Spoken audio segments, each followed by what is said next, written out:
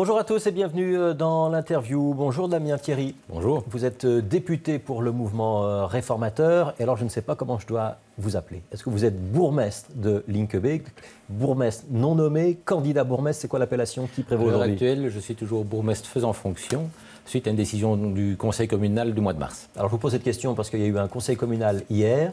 Le gouverneur de la province du Brabant flamand demandait à ce que Linkebeek désigne un candidat bourgmestre. Alors est-ce qu'on a désigné hier soir au conseil communal un candidat bourgmestre? C'est évidemment la bonne question parce que si j'en lis la presse ce matin, je pense que la décision du conseil communal a été mal interprétée. Donc en séance du conseil communal, j'ai voulu demander à l'entièreté du conseil, majorité et opposition, de prendre position par rapport à un candidat qui devrait être soumis à la nomination. Donc ce n'est pas tout à fait une candidature? Non, c'est-à-dire qu'on sait très bien dans l'état actuel des choses que, en tout cas c'est ce que le gouverneur nous a signifié, qu'en aucun cas il n'accepterait que je sois représenté à la nomination. Et donc, par acquis de conscience, je voulais quand même savoir où en était l'avis de mes collègues du conseil communal. Et donc, ce vote secret avait pour but de demander au conseil qu'il désigne lui-même un candidat qu'il estimait être le plus à même de pouvoir gérer cette fonction. Et donc, suite au scrutin, il y a eu qui était bien entendu un vote secret, tout simplement parce que on doit pouvoir laisser la possibilité aux gens qui décideraient en âme et conscience de penser à quelqu'un d'autre pour gérer cette commune, de pouvoir le faire. Et donc, les noms qui étaient repris sur la feuille au bulletin secret, c'était le nom des conseillers communaux, tous compris. Et donc, le résultat, c'était, il y avait 13 votants, il y en a eu 11 qui étaient de la majorité communales qui ont voté pour Damien Thierry et 2 conseils communaux qui ont voté de l'opposition, qui ont voté pour un autre nom. Donc ça veut dire, je résume, que le conseil communal pense que s'il devait y avoir un bourgmestre, c'est vous, mais vous êtes dans l'impossibilité de représenter une candidature puisque vous avez déjà eu 2 avis négatifs du Conseil d'État et que une 3e candidature n'est plus possible. Ça veut dire qu'on est dans un no man's land? Alors, dans l'état actuel des choses, vous résumez très bien la situation, mais je pense qu'à un certain moment, il faut aussi que le politique se rende compte de la situation où les élus communaux élus démocratiquement par la population et en très grand nombre, pour plus de 80%, sont unanimes. Il n'y a qu'une personne qu'ils veulent voir comme bourgmestre. Place en définitive que j'occupe depuis 2007. Donc jusque-là, c'est toujours un blocage politique. Mais vous êtes bourgmestre non nommé, votre candidature a été recalée 2 fois par le Conseil d'État. Théoriquement, c'est plus possible de venir une 3e fois. Le gouverneur a demandé qu'on présente un candidat bourgmestre qui ne serait pas Damien Thierry. Et vous réaffirmez non pas que vous êtes candidat, mais que le seul candidat qui aurait la légitimité démocratique, c'est vous. Ça veut dire que c'est un bras de fer et que la situation est complètement bloquée. N'appelez pas ça un bras de fer, c'est plutôt une situation qu'on a constatée une fois de plus hier. Alors, le déblocage, ne viendra pas de mon côté. Je crois que ce que nous avons voulu faire hier au Conseil communal, c'est faire constater au gouverneur et à la ministre de l'Intérieur qu'on se retrouvait effectivement dans une situation où il n'y avait pas d'autres possibilités pour Linkebeek. Donc, si vous voulez, en quelque sorte, ils vont devoir, que ce soit le gouverneur ou la ministre, trouver une solution pour résoudre le problème. Le gouverneur ou la ministre de l'Intérieur des Affaires du gouvernement flamand, Lisbeth Homans, peut avoir l'autorité, enfin c'est dans ses compétences, de nommer quelqu'un d'autre. Vous y êtes prêt? Donc c'est effectivement prévu par la loi. J'espère qu'on n'arrivera pas à cette solution-là parce qu'en fait, elle ne plairait à absolument personne et certainement pas à la population. Quelqu'un qui viendrait de l'extérieur et qui n'a rien à voir avec Linkebeek, en définitive, n'est pas capable de gérer une commune comme nous sommes en train de faire maintenant. Donc ce serait quand même une démarche qui serait assez agressive, c'est le moins qu'on puisse dire. Et donc ce que vous cherchez, c'est à rester bourgmestre faisant fonction? Alors ce qui a été décidé tout au moins... C'est une situation qui est commode finalement pour vous? Non, elle n'est absolument pas commode parce qu'il faut savoir dans cette situation, nous travaillons avec un échevin en moins, ce qui veut aussi dire que les tâches sont extrêmement complexes et voire... trop importante, mais jusqu'à présent, on s'en est sorti comme ça. Donc, il y a malgré tout un certain nombre d'éléments qui nous font dire qu'un collège au complet, 3 échevins et un bourgmestre, sont absolument nécessaires pour faire fonctionner cette commune. Et j'espère que le bon sens l'emportera, si ce n'est qu'à l'heure actuelle, on sait très bien que le fait d'être bourgmestre en fonction me permet d'avoir toutes les prérogatives et de gérer cette commune avec des échevins, avec 2 échevins et d'autres conseillers communaux qui m'encadrent de manière impeccable. Pourquoi est-ce que vous ne faites pas, vous êtes député, pourquoi vous ne faites pas un pas de côté et laisser la place de bourgmestre à un de vos échevins?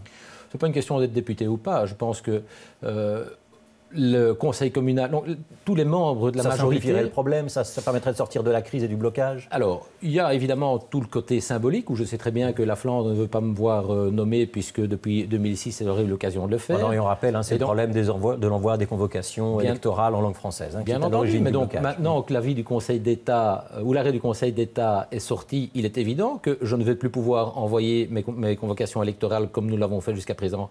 Mais il y a dès à présent un arrêt qui me l'impose.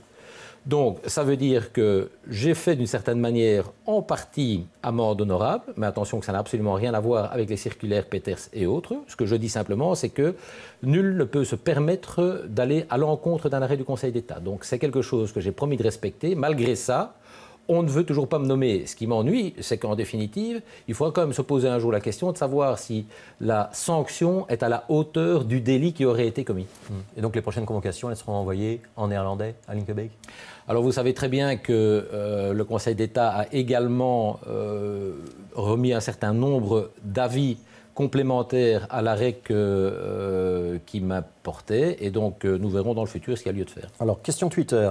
Régis de Cerf vous demande si vous soutenez toujours la NVA malgré l'intransigeance de celle-ci face à la non-nomination. Alors, soutenir la NVA, c'est peut-être un raccourci pour dire que vous êtes membre du mouvement réformateur qui est au gouvernement fédéral avec la NVA. Bon, on peut évidemment s'attendre à ce genre de questions dans la mesure où, oui, effectivement, au niveau fédéral, nous participons à la rédaction de projets de loi communs. Donc, vous êtes dans la même majorité. Nous sommes dans la même majorité. Ouais. Bien.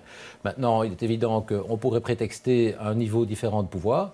Moi, je crois qu'il y a effectivement une volonté de la NVA depuis le ministre Bourgeois de ne pas nommer un certain nombre de bourgmestres. Je reste le seul. Je pense qu'il doit y avoir une discussion au sein de la NVA pour envisager une solution autre que celle qu'il propose maintenant. Quand vous avez rejoint le mouvement réformateur, parce qu'autrefois vous étiez au FDF, vous n'êtes pas dit à un moment, ah bah tiens, peut-être que ça va être plus facile pour rester bourgmestre? Vous n'êtes pas un petit peu déçu, le dindon de la farce? Sincèrement, ceux qui pensent que j'ai changé de parti pour revenir à mes valeurs initiales qui sont avant tout le libéralisme. Donc ceux qui pensent que j'aurais pu changer uniquement pour une question de nomination se trompent. Ce n'était absolument pas l'objectif. J'avais des problèmes très sérieux avec la personnalité Minguin et c'est ce qui m'a aidé à partir. Ouais. Mais je ne m'attendais pas spécialement à être nommé en passant au MR. Alors, Jean Kulacek, je ne sais pas si vous le connaissez, mais lui en tout cas sur Twitter, il vous tutoie. Est-ce que vous avez des informations concernant Bernard Clairfailly?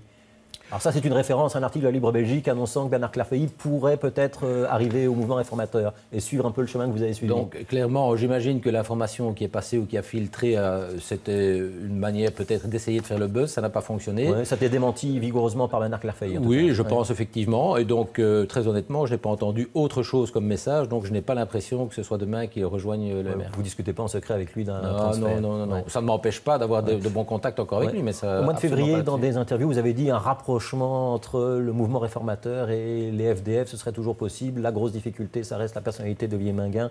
Vous êtes toujours dans cette idée-là que finalement c'est la même famille, mais que ce sont des ambitions personnelles qui ont fait qu'on s'était séparés ou qu'on avait divorcé à un moment? Alors, il y a effectivement une question d'ambition personnelle qui a dû intervenir dans le divorce, mais de là, je ne pense pas avoir dit durant l'été qu'il y avait un rapprochement possible. Je pense simplement que s'il y avait eu une volonté de part et d'autre de rester ensemble, on aurait été plus fort. Mais maintenant, je constate simplement aussi que le FDF, en ayant eu des accords préalables électoraux avec le PS, je comprends maintenant la raison pour laquelle ils ont voulu, parce que la décision est venue du FDF. Démenti, hein. Non, ça n'a pas été démenti du tout. Au contraire, Bernard Clairfailly a absolument approuvé ce que j'avais dit. De toute manière, je n'avais aucune raison de dire autre chose que la vérité. Et donc, je le confirme sur ce plateau, il y avait des accords préélectoraux. Et je comprends maintenant pourquoi le FDF a voulu quitter le MR pour se rapprocher du Parti socialiste. C'est leur choix. Alors, vous êtes député, donc vous siégez à la Chambre, vous êtes vice-président de la Commission Défense. Pourquoi est-ce qu'il faut à tout prix remplacer les F-16? Est-ce que la petite Belgique a vraiment besoin d'avoir des avions de chasse dernier cri, par exemple des F-35 américains? C'est effectivement une question d'actualité. Est-ce qu'on a les moyens en période de crise? Avant tout, il faut savoir dans quelle situation on se trouve. Donc les avions, si on en achète, ne seront en aucun cas disponibles avant 10 ans. Donc on est en train, à l'heure actuelle, d'évaluer quelles sont les possibilités. Et dans ces possibilités, oui, bien entendu, il est intéressant d'avoir nos propres avions, mais je pense qu'il faut aussi avoir une sorte d'interopérabilité avec d'autres pays. Et donc c'est là où les choses sont en train train de se régler, je dirais plutôt au niveau européen. Nous devons absolument aller vers une sorte de l'armée de l'Europe et dont plusieurs pays devraient... Donc on pourrait partager notre force aérienne. Je pense que dans le futur, c'est en tout cas un élément qu'il faut envisager. Parce que la Belgique ne peut pas supporter à elle seule l'investissement de plusieurs avions. Alors vous parlez des F-35, là je pense que c'est faire un procès d'intention à la Commission Défense nationale et certainement au ministre à l'heure actuelle que de dire que ce seront des F-35. L'appel d'offres n'a pas encore été passé. Nous en sommes au stade où nous écoutons les différents intervenants, donc les sociétés qui seraient capables de nous fournir un certain nombre d'avions. Et donc nous n'en sommes qu'à ce stade-là. Merci Damien Thierry d'avoir été l'invité de l'interview. On se retrouve demain à la même heure sur la même chaîne.